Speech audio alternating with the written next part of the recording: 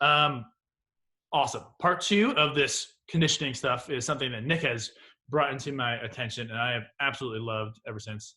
And is why I have my tape ready.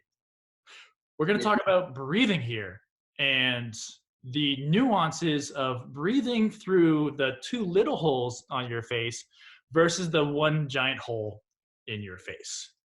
So, Nick, tell me a little bit about why one would choose to breathe through the nose versus the mouth, and any of these old nuanced things like I've always been told in through the nose, out through the mouth. That's how you relax. But is it? So for me, from what I understand so far, from what I've read through, whether it be the Oxygen Advantage or just the research that the Oxygen Advantage provides, the nasal cavity is just how humans are meant to breathe. That's why it's there. It does a plethora of things that are beneficial for the body itself. So the sympathetic tone that you'll get throughout your body is going to be nasal breathing. So if you are nasal breathing, that it just is very general. So if you're nasal breathing, you're most likely sympathetic, but using your mouth is going to, parasympathetic. So if you're using your mouth, you're going to be sympathetic. So you're going to be high tone. So if you're, And what does that mean? What is parasympathetic and sympathetic?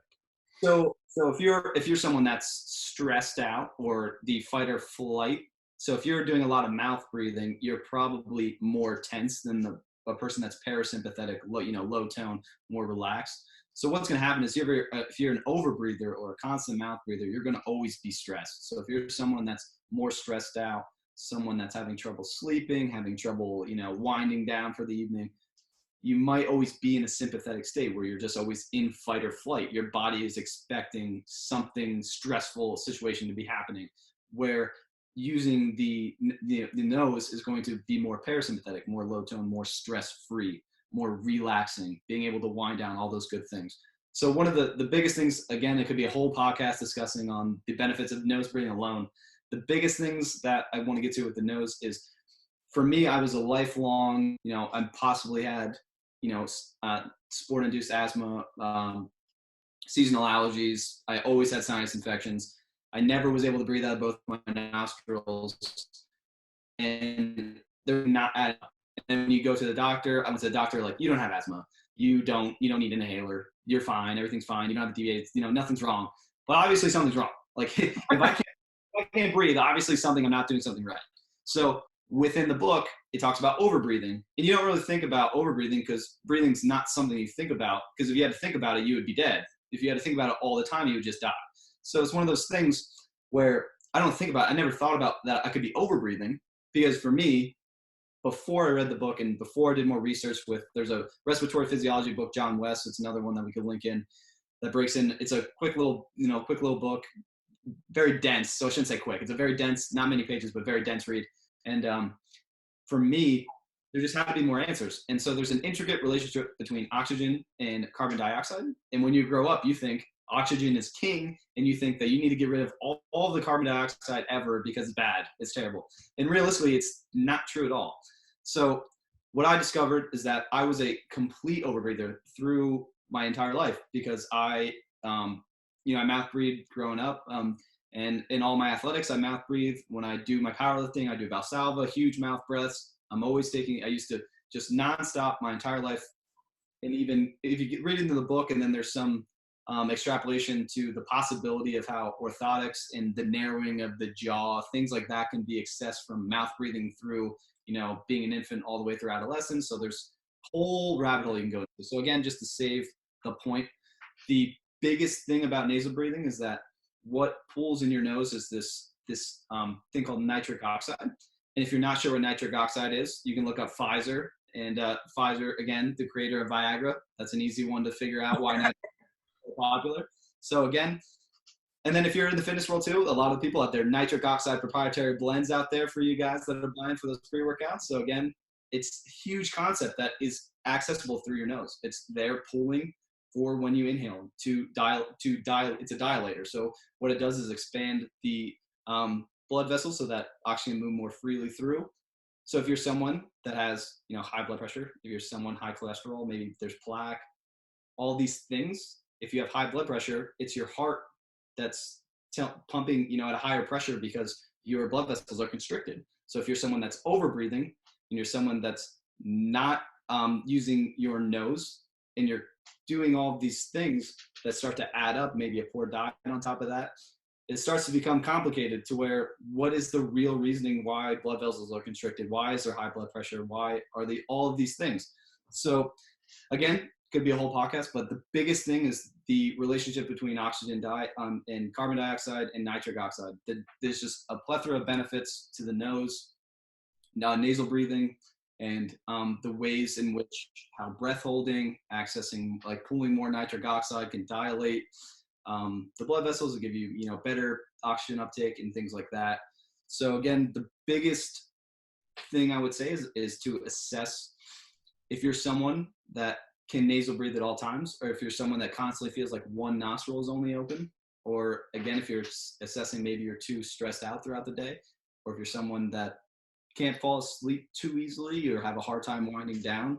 Many of these things can come back to literally the difference between nasal breathing and mouth breathing. It could be as simple as that because of how huge nasal breathing is for a person to be doing. That's awesome. Yeah, like I said, rabbit hole for sure. And all those things were just mind blowing when I got through the book. One little nuance I want to talk about is I think when we think about recovery breathing, right? I'm out of breath. I need to take in more air, which I assume to be oxygen, which I assume to be beneficial. Most of us would relate to the taking a big breath in through my mouth and my chest. That's a large volume of air. I feel it expand, but is it actually doing what I think it's doing? If you can talk about that a little bit.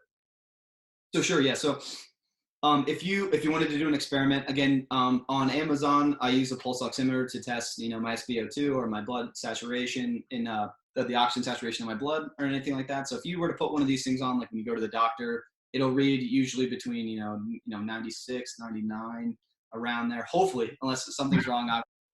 But what you'll see, so say if I put this thing on and it says 99 saturation, I do 10 sprints, like I'm hell sprints of death. I'm literally going to die. And I put that thing on, it's most likely going to still be above 95. So why are you panting so heavily? Like, why does it seem like you need more oxygen? It's actually the relationship with the carbon dioxide that's causing that need for the heavier breathing. It's not in the sense that you need more oxygen. You're just trying to replenish that CO2 in the system. So that was one of the biggest things that changed my whole concept of the breathing. So when you do this motion, what you feel is the stretch. You just stretched, and that stretch feeling is what's making you feel like it did something, not necessarily taking that bigger breath. Because realistically, constantly sighing and exhaling that CO2 is going to lower your tolerance to CO2 and actually make the over breathing more prevalent and then cause the issues that we're talking about. And so just like, again, anecdotal, but what the book talks about, if you're someone that's not being able to breathe through both nostrils, like I could never do my entire life. One of the first days that I got the book, I just did what's called the nose unblocking exercises, which is, holding your breath on the exhale a few times. And I noticed that I was able to breathe through both nostrils almost immediately, like literally within that, 10 to 15 minutes that I was doing it. And again, short-term fix, it's not gonna work right away. In 10 to 15 minutes, it didn't fix my ability not to breathe out of both my nostrils. But it's just one of those things. Once you realize that there's a relationship between how your body constricts things like one nostril to make you slow your breath down, it makes a lot more sense when you're in training. And so I think the biggest takeaway too, one of the biggest takeaways is that if you're over breathing at rest and you're over breathing during your sleep and you take that into your training, which you then are going to pant, you're already, at the peak. Now you're going over it. So that becomes a higher stress situation. So if you're stressed out all the time and then you go do your Tabata training, you take it over the deep. So it's one of those things.